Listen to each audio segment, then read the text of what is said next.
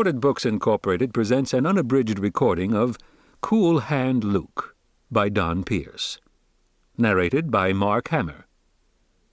This work, copyrighted 1965 by Donn Pearce, is recorded by arrangement with Knox Berger and Associates.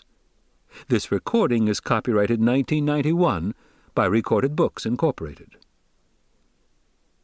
On a chain gang, the days are filled with back-breaking labor, and the nights are filled with talk. An active imagination is required. The prisoners will take advantage of any occurrence out of the ordinary and romanticize it into a story. Some of these grow into cherished legends, myths of greatness with a life of their own.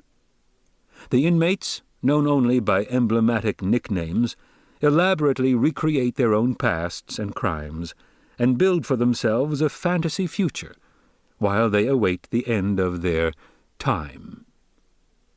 One day, into this world of routine oppression and abuse, walks a new cock named Lloyd Jackson, a quiet man with an enigmatic smile. His reputation precedes him, for earlier the gangers had read of his crime in the papers. Soon they call him Luke, and none can play so cool a hand as he. And now, Cool Hand Luke. Chapter 1. Every morning we count off through the gate in single file, our voices echoing out into the darkness and into the glare of the spotlights on the corners of the fence.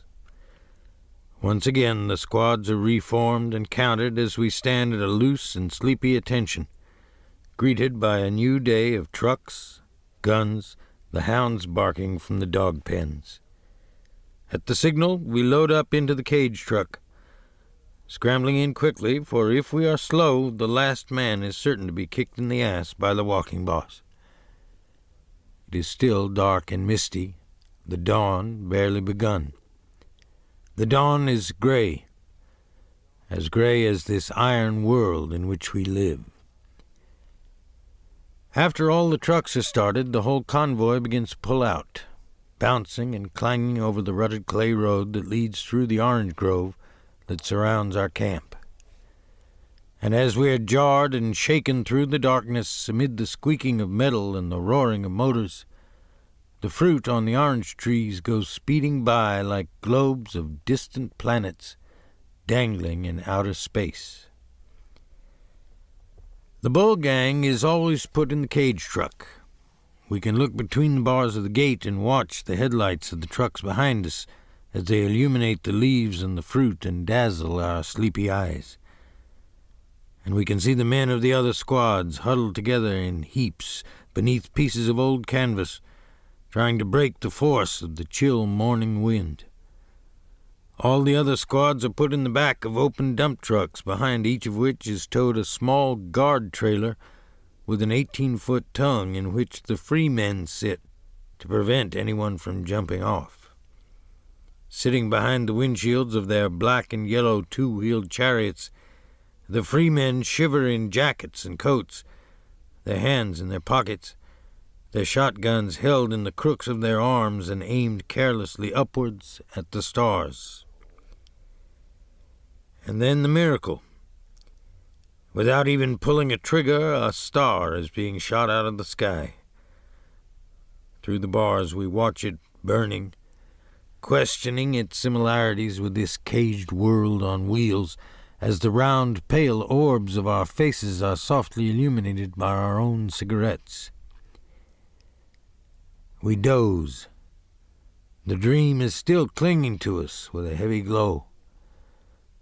Feet are shifted, chains rattle. Work shoes scrape on the metal floor, which is bare and shiny from years of being polished by leather and fine gray Florida sand. In order to relieve a cramp, someone shifts his shoulder, the movement felt all the way down the line, transmitted through a series of tightly packed arms and shoulders, wrapped in the coarse gray cloth of shirts and jackets, bleached and faded by the years. But as we sit here, squeezed together, we are also huddling for warmth, for some sort of reassurance and understanding which we know we can only hope to get from one of our own kind. Cigarettes are silently rolled and smoked. We cross and recross our legs casually and debonair, the white vertical stripes on the outside of our pant legs barely visible in the gloom, dimmed by the filth and the encrusted salt of the sweat of yesterday's labor. When the convoy reaches the paved road, the trucks begin to separate, going in opposite directions and turning off again at other junctions as each squad is taken to the different work assignments scattered all over the county. Some of us in the bull gang peer out between the bars, noting the direction in which we are headed and trying to guess our job for the day. Eventually, after a half hour or so, the cage truck pulls over to the side of the road as we fumble with our makings to roll up and light one last smoke. The guards dismount from the tool truck behind us and move off to their positions. When they are ready, the walking boss unlocks the gate and counts us as we get out and go over to the tool truck. To keep listening to this audiobook, I've left you a link in the description so you can do it at no cost thanks to Audible's 30-day free trial.